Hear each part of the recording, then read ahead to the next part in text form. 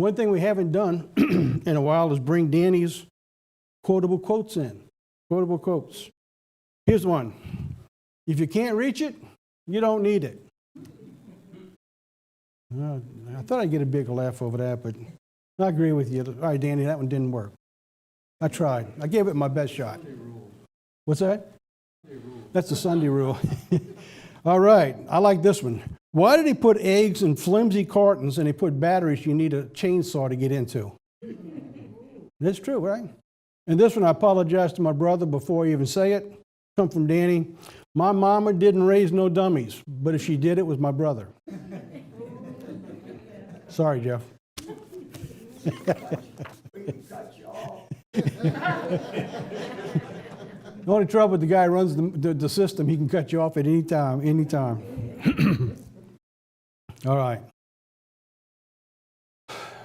Welcome. All right, take their names, they're late. Beautiful day today, beautiful day today. So anyway, everybody's in great spirits. So, and I agree with that prayer for Honduras and Nicaragua too. Because both of those countries, I mean, they just got absolutely wiped out. Two hurricanes in 2 weeks. You know, what we've been through here was nothing compared to what they've been through. And they don't have near the infrastructure that we have. So it's been really, really bad. All right. I want to talk about something really important today. And I'm going to deliver this more along the lines of a almost lecturing Bible study style. So when you take this, I'm hoping that you'll get a copy and you'll go back and you'll study and work on this as a Bible study. We're all familiar that in 70 AD, there was the burning of Rome. In Rome, the collapse of the church, the walls of Jerusalem. And I'm going to compare to what we're going through, or we're about to go through, with the breach of America's walls to be very similar to that in the time of Rome in 70 AD, and the burning of Rome. And they wanted to blame all the Christians for all of that. And you know the story, so I don't need to go there. So I'm going to bring us today to an area in time, in 2020, post-election, if things remain as they are today, what we're looking at and where we're going. And what I find is so amazing that the information that God's been blessing our church with over the last 7 years in the Timeline series is so important that every time we pick up a new piece of knowledge or a new piece of understanding, it's already been built into the information God's given to us. And you can tie it in and opens up a new chapter of understanding of God's holy word. And that's where we are today and what we're going through. So I'm going to talk about that today, the breach in America's walls. But first, we need to do a couple of things to go back to refresh or rehearse, especially for new people who may be tuning in, because we've got people now who are coming into the church and who have not had a history of being in the church for a period of time. So some of the things are still on this massive learning curve of where they are. First of all is who America is. So without that understanding of who America is, you can't quite understand where we're at in prophecy and the events that's taken place. You simply can't understand the events unfolding at the end of days without knowing who the players are. And that's why so many people today try to do prophecy or prophecy events and seminars that are totally so outlandish they have nothing to do with Bible because they don't know who the players are. The biggest player in the understanding of the misunderstanding is America. So I'm going to bring out just a couple of things. There's two keys. And I found that if you go through the Bible and you try to absorb the whole thing, it's like eating that elephant. You can't eat the elephant like one bite at a time. And I think somebody gave me a better thing because we can't eat elephants. I think they said, somebody gave me some big animal that, well, you can eat that like a giraffe or something. But who would eat a giraffe? But anyway, the two keys. Then we take one piece at a time. That the blessings given to Abraham's seed, that if you understand who the nations are that fulfill the promises of the prophecy to Abraham, that will open up your first door. And then in the second is that there are the lost 10 tribes of Israel. The problem is the people today don't realize that there are the lost 10 tribes. They believe they have all come back together and they are in the state of the Israel today, which is actually Judah. All right, so there are. So let's take those two and let's begin to decipher just a little bit so we can get into the point. Of the two keys, first is the blessings upon Joseph's sons. It's found in Genesis 49, verses 22 through 26. I'm not going to read all the verses, but I'm just read a couple of the verses for points. So Joseph is a fruitful bow by a well. All right, so what that's telling us is that Joseph, he's very bountiful. He's got food and plenty beyond belief. And he's by a well, so there's water. In the United States, as we know, we're surrounded on almost all sides except for the north, and a little piece of the south with water all around. And inside our nation, there's just wells and water and streams and rivers that run almost throughout the actual country itself, whose branches run over the wall. So that's telling us that the richness and the blessings of this well and the water, the bounty and the fruit, is going to go outside of our own country. It's going to fill over the wall or our own boundaries, is what it's saying. So you have to look at a nation who's that rich and that bountiful to be able to fulfill this prophecy. And then in verse 26, the blessings of your father have prevailed above the blessings of my progenitors above and of the utmost bounds of the everlasting hills. They shall be on the head of Joseph and on the crown of the head of him who is separated from his brother. So we know that Joseph was separated from his brother. He was sold into captivity, so we understand that. So Joseph's sons, though, is going to be richer than any of the other countries on the face of the earth. So if we looked around today, who would that be? There's only one nation at this particular state now that fulfills this. The second richest was Great Britain. Both of those two nations are the sons of Joseph, Ephraim and Manasseh. Ephraim and Manasseh. Both of those two nations. By the way, today, because of the sins of these two nations, they are also the greater debtor of all the nations on the face of the earth. The United States being the greatest, Great Britain being the second greatest, about half of our debt. The richest nations with the greatest debt. Showing you how things have changed from the beginning and the way God established it. So the foundation of this is this. If we look at just this alone, who are the wealthiest nations on the face of the earth? You have to go from that. Who has the most bounty and the richness of supply of any nation? And so that's where we are. And that's where the United States has been for a long, long time. The other thing to understand, if we're looking for Israel, if that be the case, and it is, there's something else that we need to understand about that first key, is that the name of Israel is given to Joseph's sons.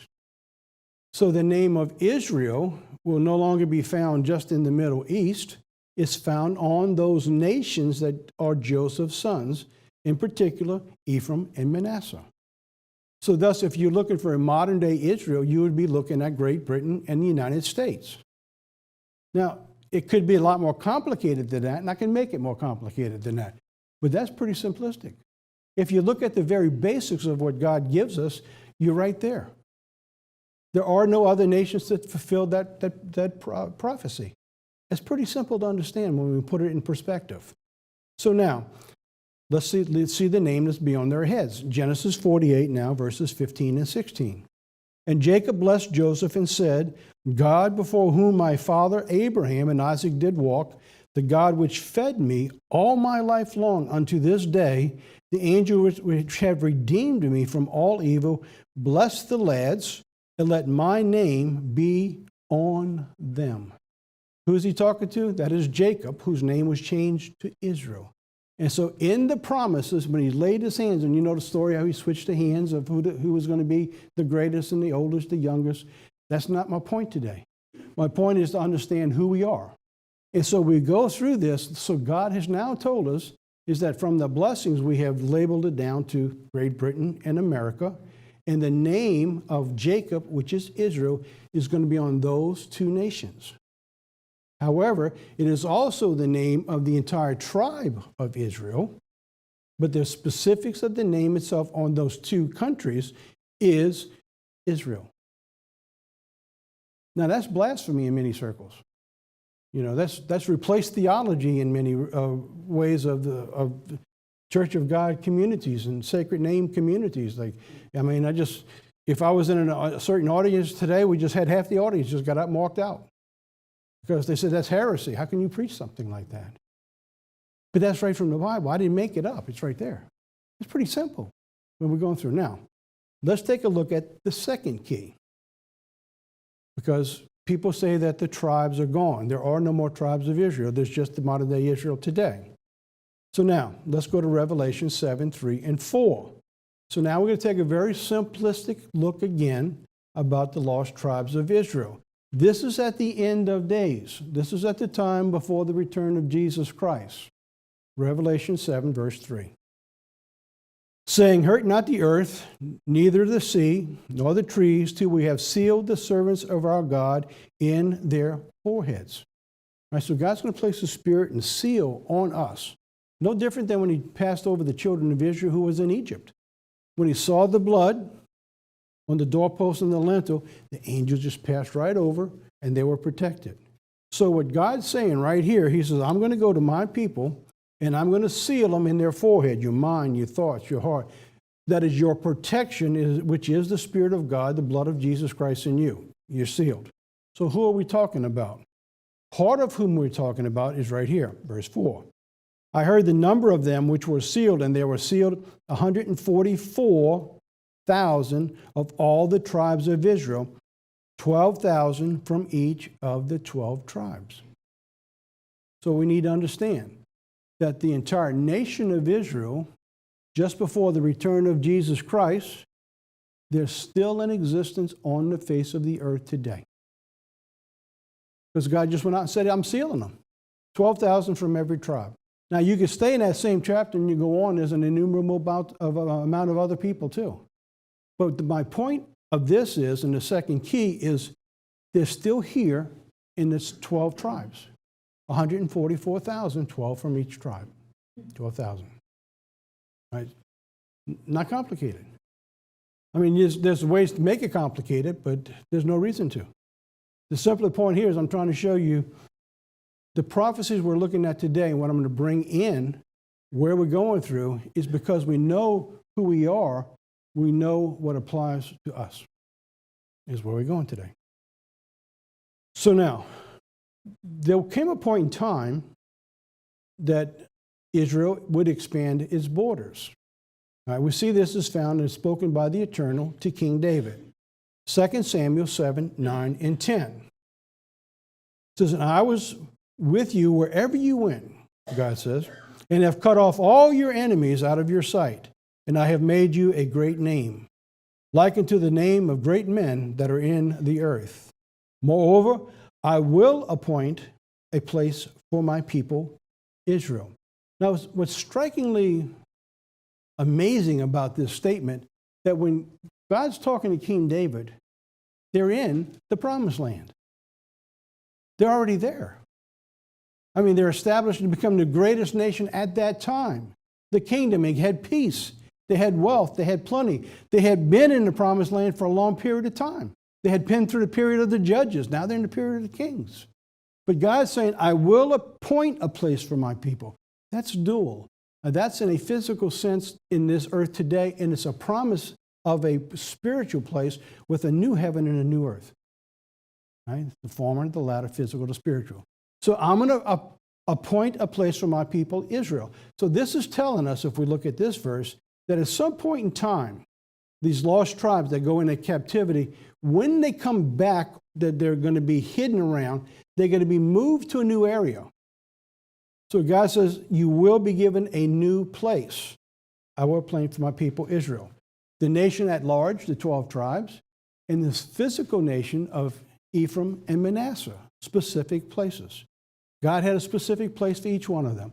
So when they drove them out in captivity, God expanded their borders, kept them in existence, and moved them all over the place to where he wanted them.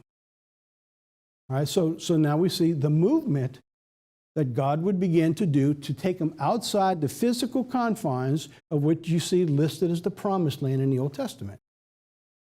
And they'll move no more. So when Great Britain got to its place, when America got to its place, that's it. They're not moving anymore. Right? When the rest of the tribes got to their places, they moved no more. All right. So now, God begins to move his people.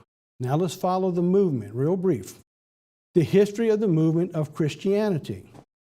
The strength of Rome, the Roman Catholic Church, made religion and government inseparable in parts of Europe and during the Middle Ages.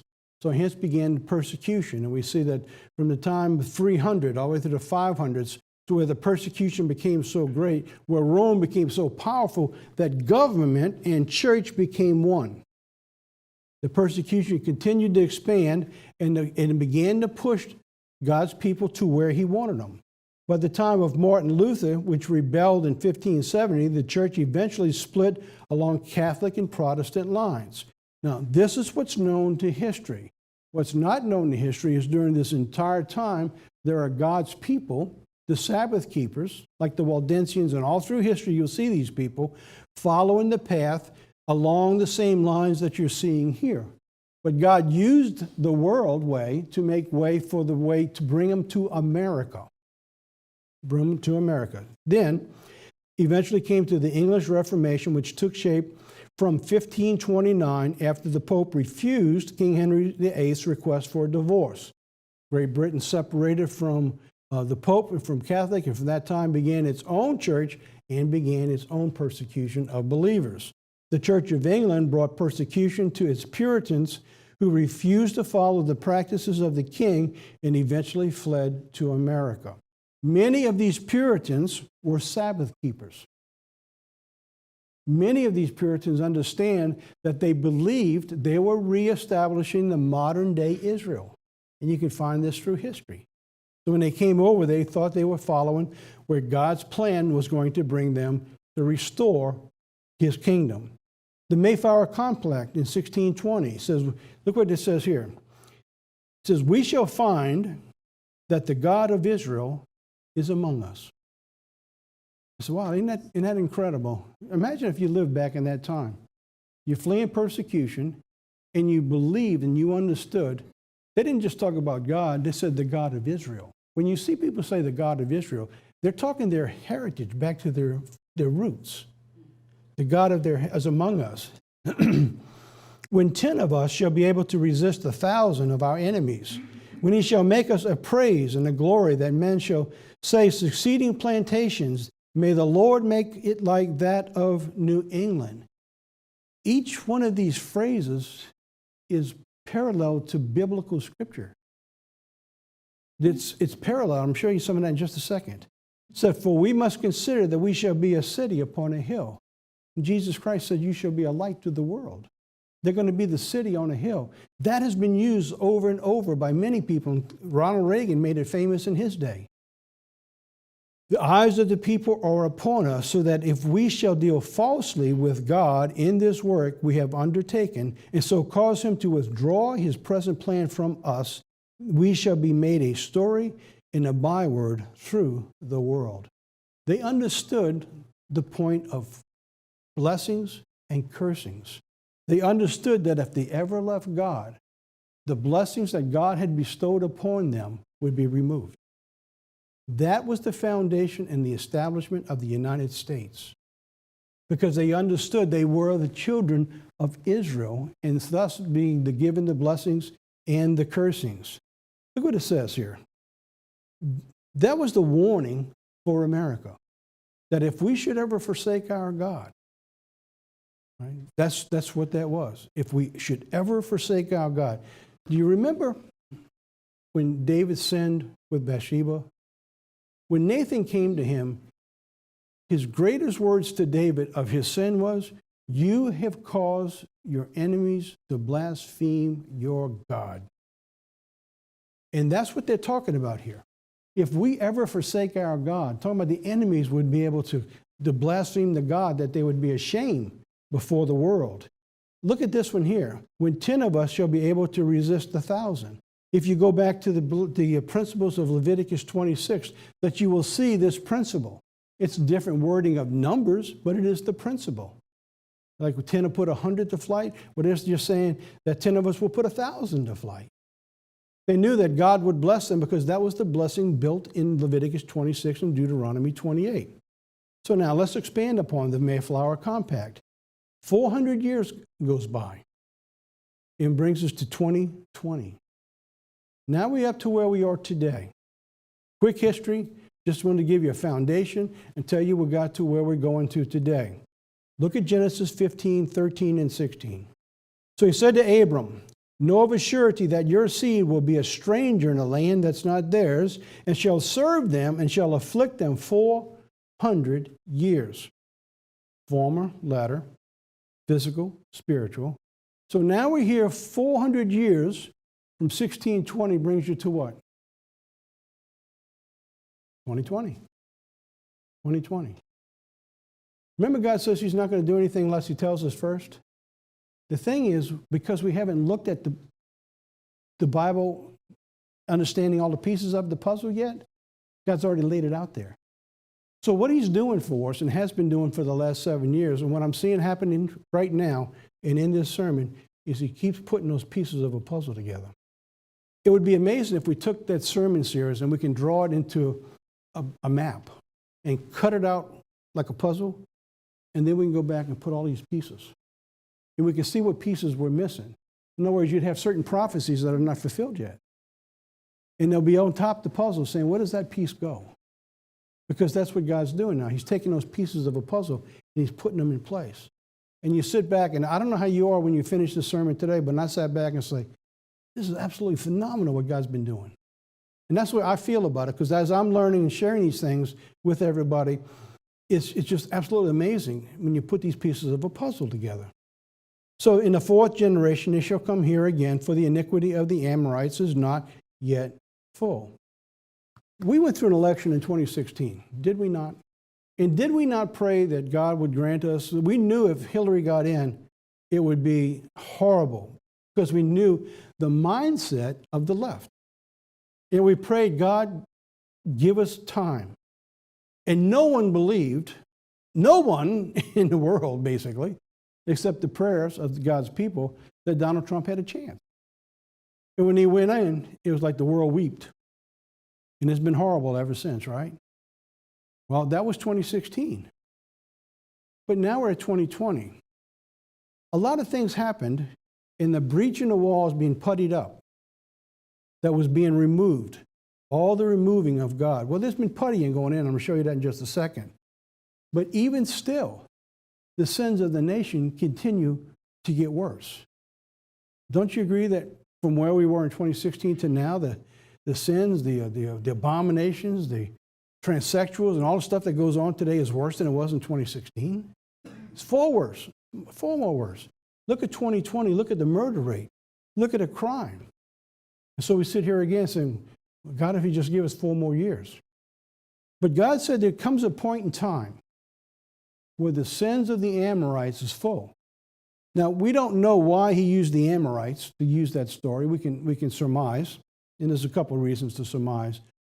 But if we substituted the United States and asked today, has the United States sins reached the point that you're full?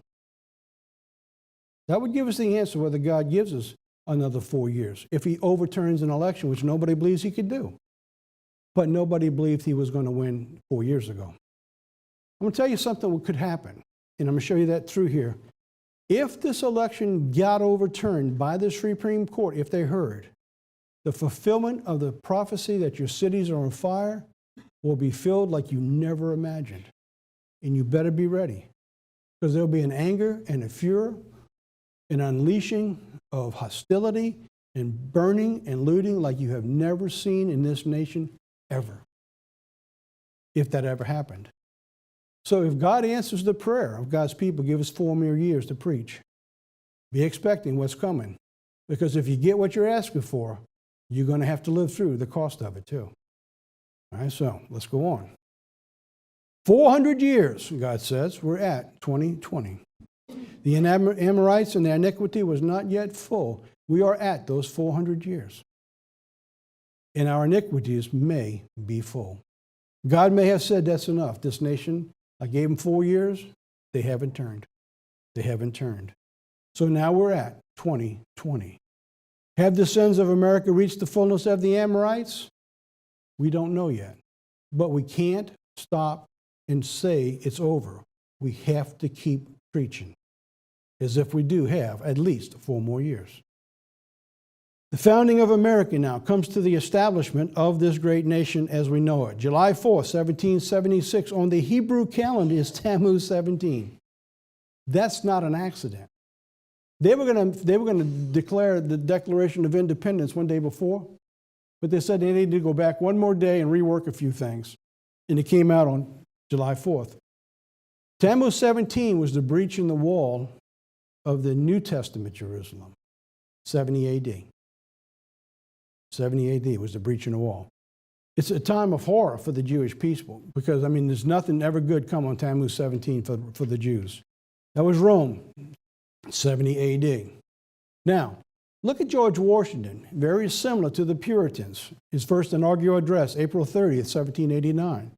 He said, "The propitious smiles of heaven can never be expected on a nation that disregards eternal rules of right and order, which heaven itself has ordained." In other words, God's not going to listen to a nation that's going to disobey him. It's going to reach a point, God says, "I'm just not going to hear you." America's walls have been under siege for at least 3 decades. In February 26, 1993, the first attack on the World Trade Centers. That was a warning. That was our first warning shot across the bow on territory, on our own grounds. September 11th, they carried it a little bit further. Remember the prophecies. God says, if you don't listen, it's going to be 7 times worse. You don't listen, 7 times more. So each time we find greater and greater disaster to our nation.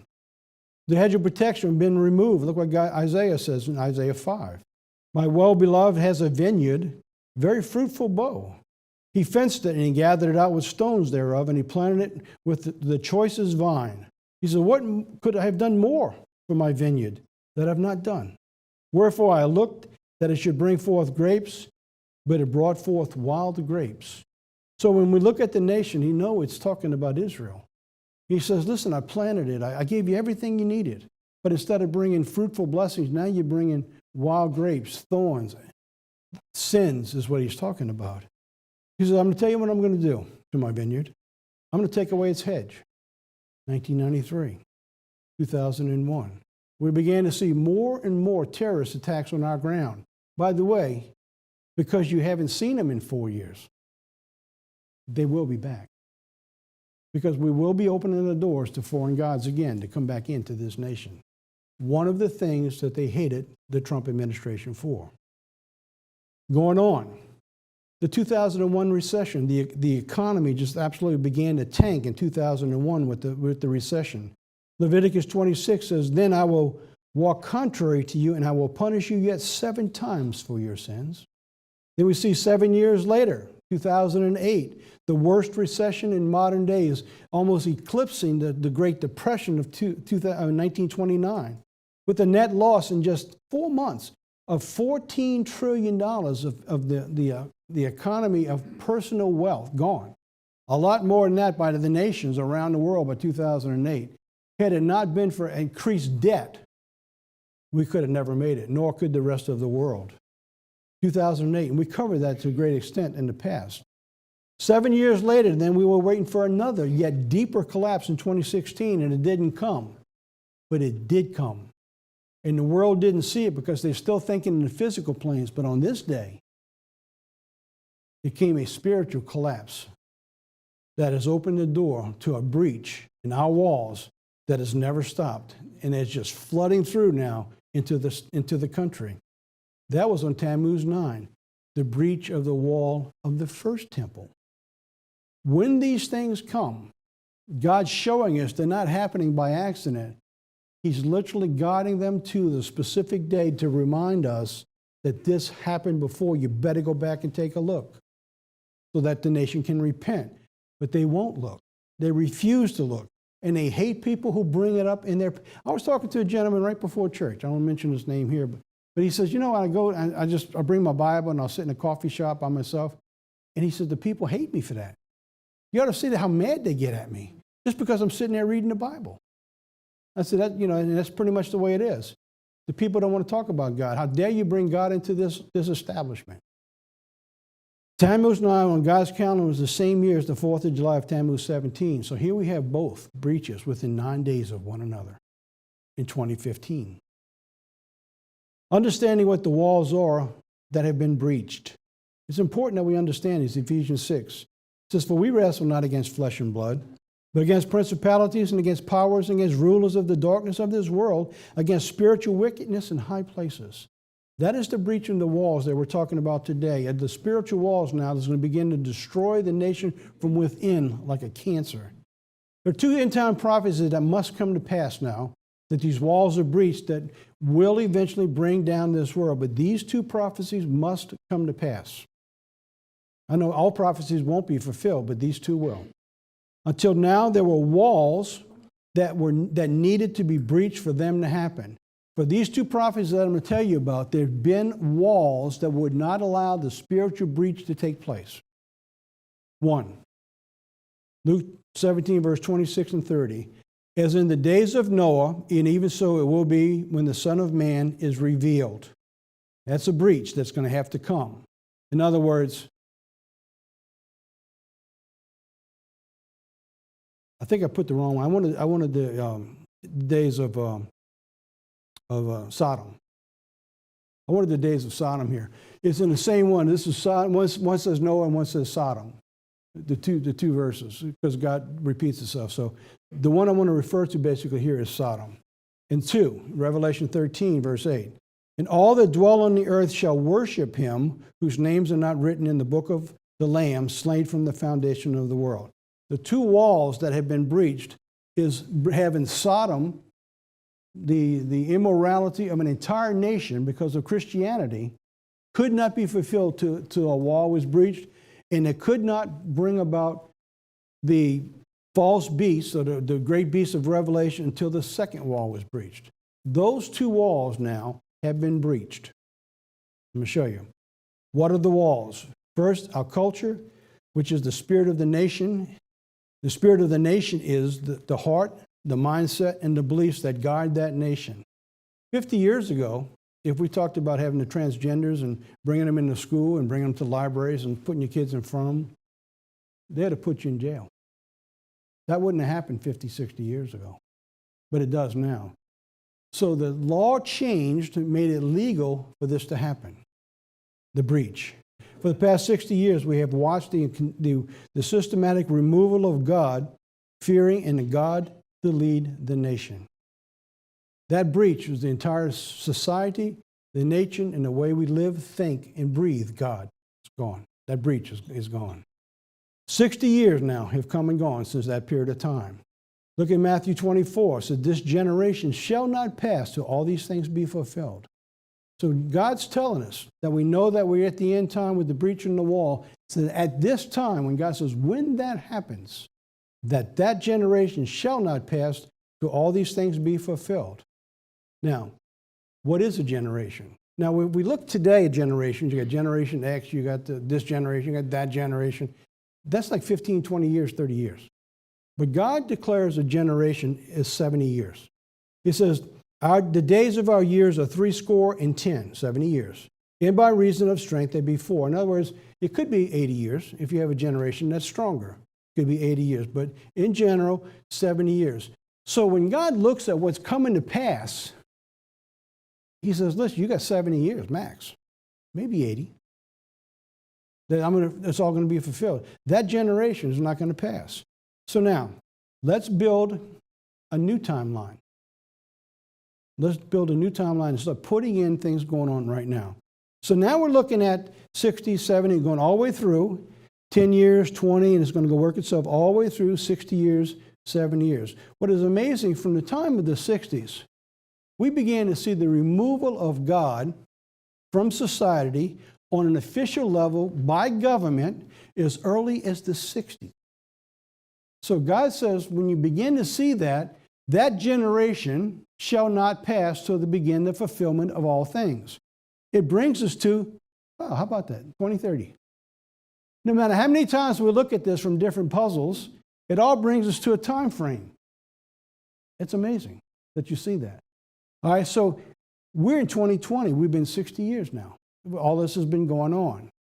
2030, the Pope's agenda, and the prophecy that we've been going through in Hosea 2 and 3, verse 2, basically, I'm going to just cover that. It says, after 2 days or 2,000 years, he will revive us, and the third day he will raise us up. We shall live in his sight. From the time of the crucifixion of Jesus Christ, 2,000 years, he's prophesying that he will return and we will live in his sight. It all lines up to the crucifixion of Christ, 2,000, and brings it to 2030 or 31. So now, let's look at the time frame. We talked about the election of 2016, where God gave us 4 more years. How well did we do in reaching the world? You know, when I pray to God, and I pray him all the time, it's like we're not making any difference. It's like we're not reaching people. You know, we sent our letter to Governor Huckabee. We sent an email. Audrey's even followed through. I can't even get him to respond anymore. It's like out of sight, out of mind, it's over. And so, but we're not going to quit trying. I talked to her yesterday. We prayed, so maybe we should just send a letter directly to the president and refer him to all of this. And we think we'll do that. They'll think we're probably some kooks, but who knows? Maybe God will get it in. But if God puts it in your mind to try, don't you think you're supposed to try? If it's not wrong, it's nothing evil about it, then we should try. And we'll pray about that and send that to them. Maybe send a copy to the Secret Service. That'll get their attention. You have them knocking on our door. All right, let's go on. So following the election of 2016, we have had a brief period of the repairing of the wall of Christian freedoms. When you go back and you look, I'm going to bring a few of them up, just a few of them in the last 4 years, of some of the reprieve. It's like putting putty in a wall. You're not building it with mortar. It's just putty. You see the commercial on TV, that Flex stuff? It's like taking that putty and you stick it on there. Well, that's what's going on with the wall. It's been breached, but it's only got putty in there right now. All right, so now, what about this? I sought for a man among them that would make up the hedge and stand in the gap for me in the land, that I should not destroy it. He said, but I found none. Well, in the last 4 years, we've actually had someone standing in the gap. To his limited understanding of truth, he's done a pretty remarkable job of trying to putty that wall against all obstacles. I mean, almost nobody, including his own party, tried to help. So now, look at Nehemiah 2. And I said to the king, if it please the king, if they send your servant and found favor in your sight, that you would send me into Judah, to the city of my fathers, the sepulchres, that I may build it. Now, what I want to start doing after this sermon and real soon, I want to rework my Nehemiah sermons. It's been a lot of years since I did those. And I think it was a 3-part or a 4-part series on Nehemiah. But I've got a lot more insight that I want to bring in. And with all the equipment and the technology we got today, I think I can really bring it to life today. Because, see, you're in a position of Nehemiah, whether we realize it or not. Because, see, God's called you and I to breach the wall, to repair the breach in the walls. Because Nehemiah was so concerned of his nation. And that's the way we should be for our spiritual welfare of this nation, is that he went to the king and he prayed about it, because if you found sad in front of the king, they killed you. You couldn't bring the king down. You had to be up. But when you went before a king. And so he took a chance. And the king asked him, why are you sad, Nehemiah? He said, why should I be happy when my people in Jerusalem are living in filth and squalor? And he asked for the king for permission to go back to help the city. And he asked for a letter from the king. Give me a letter so I can, and you know, God honored that. And so if we send a letter to the president, maybe God could honor that. You know, maybe Donald Trump could humble himself before God and realize that it's God only who can fix this. I don't know. Did Nehemiah know? I don't know. Nehemiah had no idea what was going to happen to him, but he knew he had to try. And so he prayed and he went before the king. And he said, how can I be happy when my own people are in despair? And God says, go mark those who cry and sigh for the abominations of this nation. That's what God's going to do. He's going to look to you and I and see if you're willing to stand up and get in that wall and work. Remember Nehemiah, he worked with one hand fixing the wall and one with a sword in his hand, because you're going to have people coming at you with darts and daggers, and there's going to be a lot of evil. And a lot of people, the anger is going to grow from physical, from voice to physical. You've seen that just last week when certain people were marching through in protest. And they were confronted at night. And this amazing battle began to take place in the middle of the night. And you'll see that. And the war's going on spiritually right now that's taking place. He says, then I came to the governors after he got the king's permission with the letters.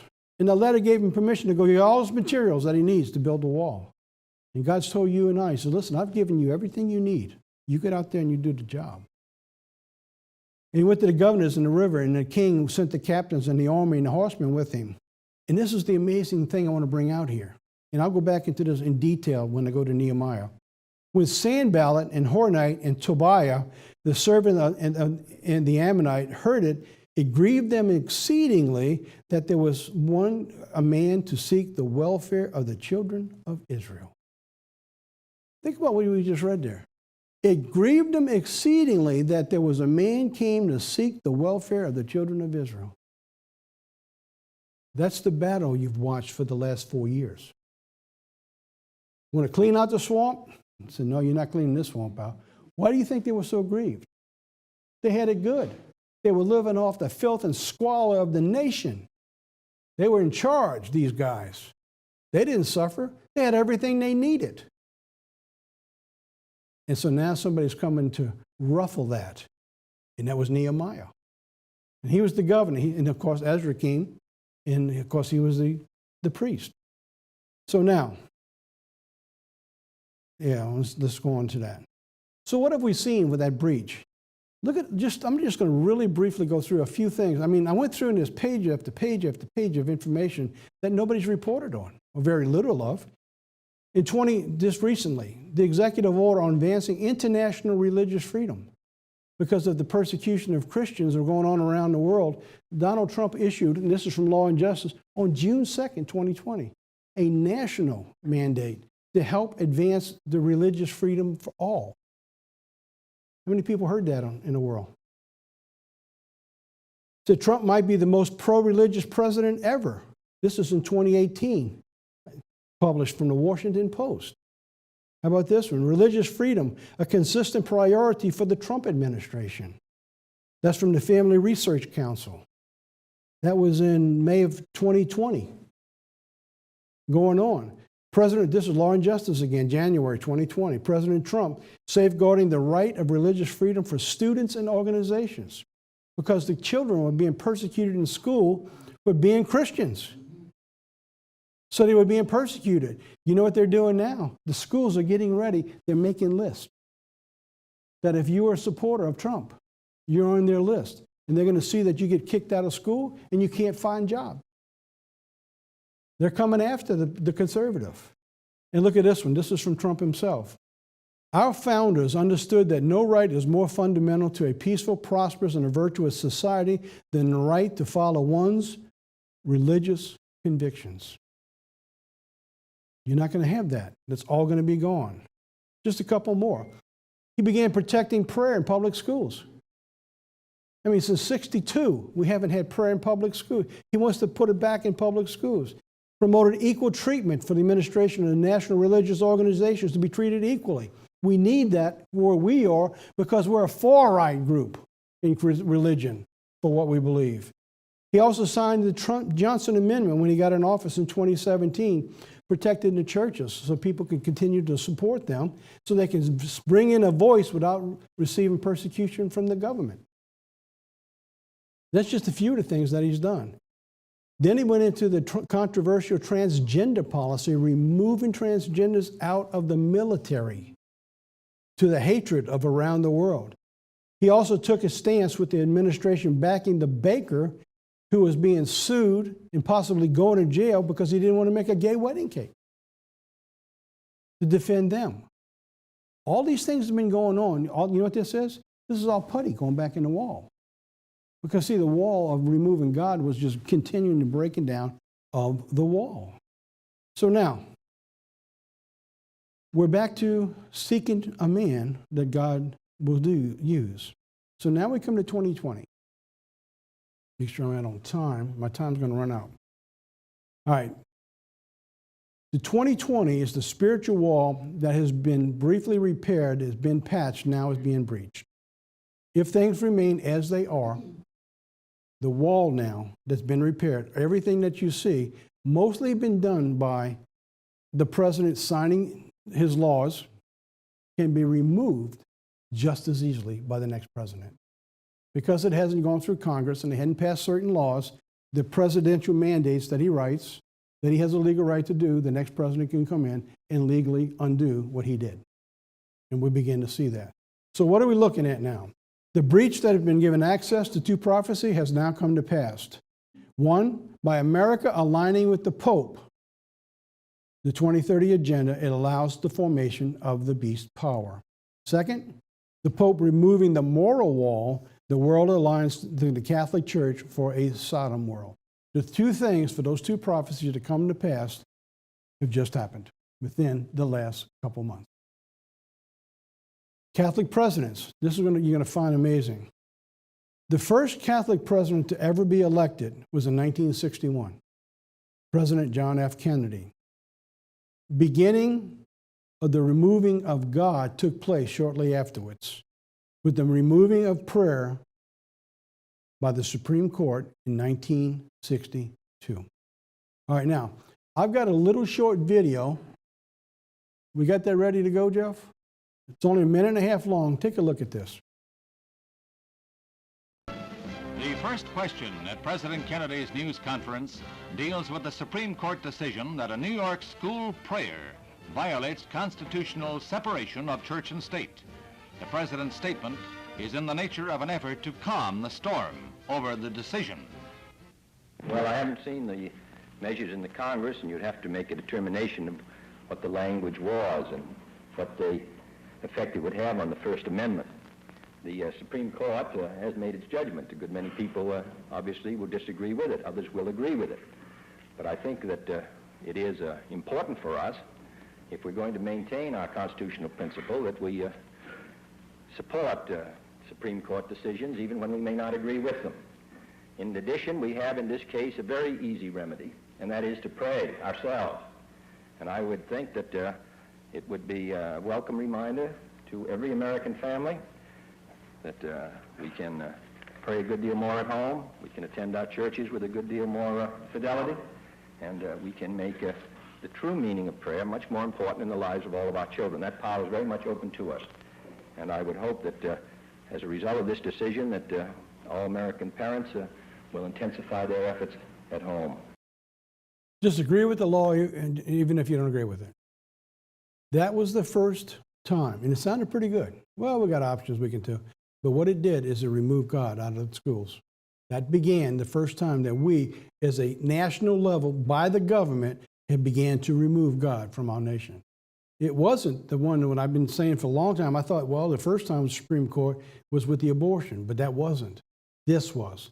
And it came in with the president. The beginning of the final removal of God now is supporting the Pope, the humanism, and the globalism has taken place. That will begin to move in now with the second Catholic president. 1981, the Supreme Court ruling on abortion. In 2015, the Supreme Court ruling on same-sex marriage. Law of the land. Remember that Governor Huckabee said? No, it's not the law of the land. It's against the Constitution. But they have made themselves a government of laws that they instill themselves when they have no right to do it. So now we have the Supreme Court coming in. The presidential election may go to the Supreme Court. Now, I honestly, at this point, I don't know how that's ever going to take place, but they got a possibility. What if God wanted that to take place? What if God said, okay, let's see what my people are made of? Because God takes us to the edge. Remember with Abraham? He took him to the edge when he was going to have to kill his son with the knife, and he caught his hand before he struck. All through how about Shadrach, Meshach, and Abednego? Put them in the fire, right to the edge. What if we go to the edge here? What if God will show this nation what they're made of and what's going to happen if it turned around? Because if it turns around, here's what can happen, whether you've heard the news or not. If they can prove their case in court, if the Supreme Court will listen. They don't have to listen. All right? The first obstacle is, will they listen? All right? If they listen and then they agree that there's enough to overturn the election, it goes to the Congress. all these millions of people out here who think it's theirs already will now see it taken possibly away from them. You have not seen what's coming. And it will go that each state gets one vote. There are 31 Republican governors and 19 Democratic. It will go back to Trump. That's what could happen. Whether it will or not, I have no idea. I'm just telling you the facts. That's what would happen if God decides to allow to answer the prayers of God's people to give us 4 more years. That's what has to happen at this stage.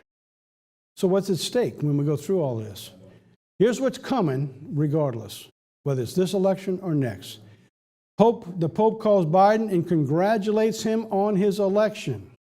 When you began to see this nation breach the walls to the new beast power that's rising, you know you're getting closer to the end. We went through these before, so I won't read them all, but the Pope now has opened the door for the Sodom world by agreeing to have civil unions in the gay people to come together to be a part of the entire community and the Catholic Church. And just as they rebelled at the beginning, it will calm down and eventually will be accepted through this generation.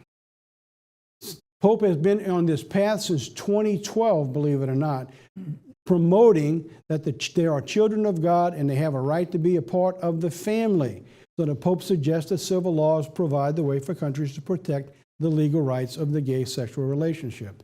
That changed the last position of the Cardinal of 2013, Joseph Ratzinger, who began to talk about the respect for homosexuals but not approving of what they're doing. And he went on to say this: legal recognition of homosexuality unions and placing them on the same level as marriage would mean not only the approval of deviant behavior, it was called at that time deviant behavior, with consequence of making a model in present-day society, but it also obscured the basic values which belong to the common inheritance of humanity. The church cannot fail to defend these values for the good of men and women and for the good of society itself. It has gone from this to saying we have to open the door for all. In just a few short years, we're going to that. This means that we have the realignment. I brought this out in the sermon, the choice. The realignment of globalism and humanism. It opens the door to 2 specific problems: the foothold for the rise of the beast and the accepting of the UN's resolution versus the U.S. Constitution. That's what we're looking at going on. Things remain the same. Excuse me. Now, I'll go through this just real quick because I want to bring this in that you can slow down and you can read this. Because where are we going? Because you see, it was the Catholic presidents that began it, and it's going to eventually, we're going to fall into that path right now. The Catholics have taken on almost all the major positions in government. Without anybody ever paying attention to it, they took over. And now they'll be in power. And I think it's Chuck Schumer just said, if we just win this Georgia election with those 2 senators, the country's ours. And they done said they're going to change it. So get ready, be prepared, that's coming. So common people see the big noisy wheels of the Southern Confederacy and they think it was Jeff Davis and all these rebels of the South who caused the Civil War. He said, but that's a mistake. He said the true motive is behind the thick walls of the Vatican. And you're going to see right now, as you see what's going on in the 2030 agenda, is the Vatican pushing all of these things with the schools, the colleges, and the Jesuits, because they have begun the re-education for the entire world now. It's the convents, the nuns, the confessional boxers of Rome. He said, that is the problem. He says, I told you before, it's the popery that we owe this terrible civil war. And I'm telling you, there's coming a new civil war. And you might think physical. Well, if the election gets turned, you're going to see a civil war too. But I'm talking about a spiritual civil war for the soul of America. You're at the foundation. The shots have been fired. We're moving into battle right now, and it just took place with this last election. And you're going to live in the outcome of it. The coming decade of change, we brought this out. And let me show you. I thought it was fair, because I'm about to wrap this up now. I have this, and I think one more slide or 2 right after this. So I'm about to wrap it up, and I'm actually in pretty good shape on time. In January, less than a year ago, I brought this out. We said this in a decade of change. If Jesus returns in 2030, that would mean that in just 10 years, we would have to go from the most prosperous decade in modern times to the worst time in human history. I don't think anyone sitting in this room or anybody online could have imagined in January, beginning of January, what was going to happen in 2020. We had no idea. All we know is from prophecy, the timeline series, and the prophecies we were looking at, to get here in just 10 years, things would have to move fast. Things would have to change. There'd be a lot of suffering going on. We didn't realize how fast things would change and how much is going on and how much freedom you lost this year, whether you realize it yet or not. But you lost more freedom than you ever imagined because they have laid out what they can do now. Even Thanksgiving now, they're talking about coming to your homes and see if you're wearing masks or not with your own families. I said, this is unbelievable. I mean, it's really, it is. Somebody just said crazy. You're right. This is crazy. But that's what they're talking about. Governors all over the country. We were going to have a campaign with the brethren up in Syracuse, Indiana, to try to bring in new people and hit this year running right after the feast. I called Steve about 2 weeks ago. I think I sent him an email, and I said, Steve, I said, I think we can make it work, but I said, from what I'm seeing, that even if we make it work, nobody's going to come. And by that time now, everything's shut down. I mean, they're just shutting it down around the country. They don't want anybody to travel. They didn't want you to go visit your own family on Thanksgiving. And they're passing laws to make sure you don't. You've lost freedom whether we realize it or not. They're pushing what they're going to be able to get across. So what are we looking at in 2021? People say, I'll be glad when 2020 is over. Well, you may not. Be careful again what you wish for. All lining up in January. If the United States goes to the Supreme Court for the election, that's lining up. You got what's called the Great Reset. And I'm going to cover this a lot more in the next few weeks because that's coming in Davos. The richest men in the countries in the world get together, and a lot of it behind closed doors, and they tell the world what they want them to do next. That's what's coming. And what they're using is the pandemic and what it accomplished to see how far they can push to change the world. And you know what? They're not making any secret about it. It's not behind closed doors. They're open about it, and they're telling you they're going to do it for your own good.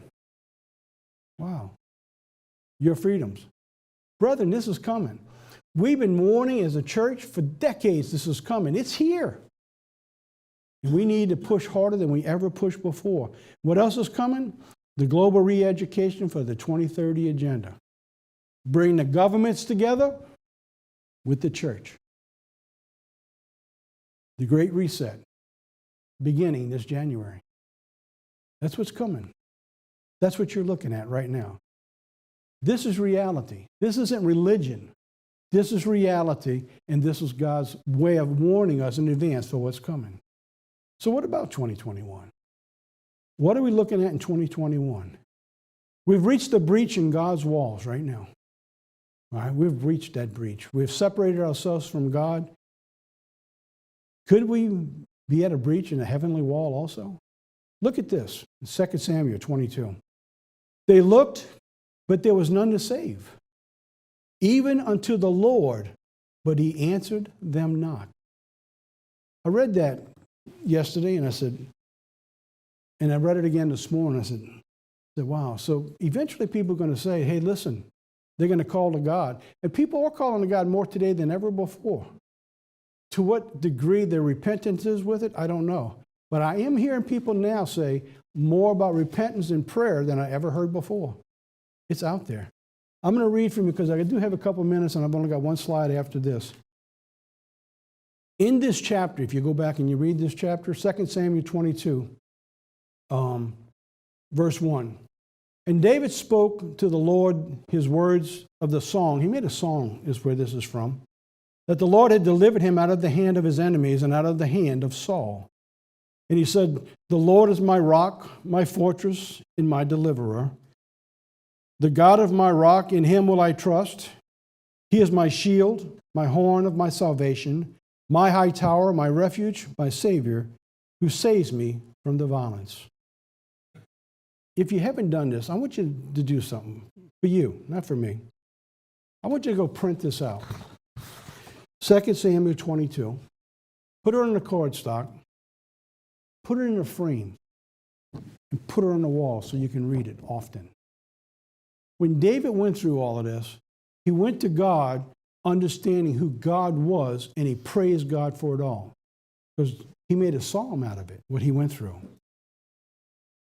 He says, you have given me the shield of thy salvation, and thy gentleness has made me great. Because see, you're going to need that when trouble comes. You're going to need to go before God to be grateful and thankful in the midst of the trials, the persecution, and the suffering, because he went through this for 12 years that Saul sought him to kill him. And he always went back to God thankful for who God was. That's what we have to do. Now, that was to verse 5. Now I want to pick it up in verse 37. I don't want to do the whole chapter here. He says, you have enlarged my steps under me, so that my feet did not slip. I have pursued my enemies and destroyed them, and turned them not until I had consumed them. I had consumed them and wounded them, that they could not rise. Yea, they are fallen under my feet. For you have girded me with strength to battle, and them that rose up against me you have subdued under me. You have also given me the necks of my enemies, that might destroy them that hate me. They looked, and there was no one to save them, even unto the Lord, but he answered them not. That is the scripture I put up here. David put it up there that the enemy went to the God for answers, and God did not answer them. Here's what I'm telling you. You go before God, and your enemies who are against you, that God will put them under your feet. He will protect you, he will guide you, and he will direct you. And they will not subdue God's people. He is our rock, and he is our fortress. So what David's saying, the enemy, God's not going to answer the enemy, but he's going to answer you, what he's going through. And in conclusion, we'll go to this point. This was in Abraham Lincoln's letter, and God left us this from Abraham Lincoln because, you see, if we go through this, and think about one more thing. If this election gets turned, the hatred's going to be so bad, Donald Trump's life is going to be on the line. Just like Abraham Lincoln. And there's something could happen to that man if that does happen, turn around. Because there's going to be a fury and an anger that's going to be unbelievable in this nation, where it's going through. So here's what he says. I do not pretend to be a prophet, but though not a prophet, I see a very dark cloud on the horizon, and that dark cloud is coming from Rome. And I'll tell you as I close this, I pretend not to be a prophet either. But I will tell you, from the words of Abraham Lincoln, there is a dark cloud on the horizon, and it's coming from Rome.